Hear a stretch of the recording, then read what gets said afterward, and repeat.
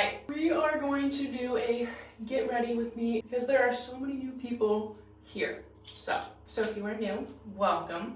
I'm Mia. I am a former NC2A All-American Division I swimmer. But with that being said, I did grow up in a big swim family. And so both my parents are coaches. My siblings and I, we all grew up swimming. We also played other sports, water polo, soccer, softball, everything.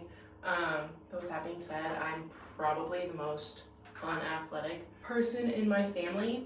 No joke, you can ask anyone in my family. And although it may have seemed with my credentials that I had gotten really far in the sport, because I did, I'm still the most unathletic. My sister and I played volleyball a couple weeks ago with the team here.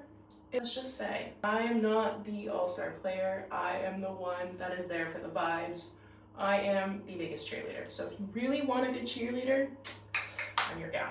I am 25, almost 26. I'll be 26 in a couple weeks here, actually. And if you are one of my friends, the birthday party invite will be coming shortly once we finalize dates with studios, because we are doing a combined birthday, processing that and figuring out the logistics and dates, and I was supposed to be traveling, but yeah.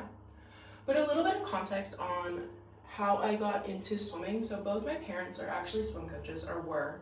My mom was, but is not anymore. Dad is still a swim coach, and they've coached every single level, so literally beginning to swim all the way up to Olympic level athletes. They've had a few, my dad has had a few make it not only in just swimming for regular, but also para games.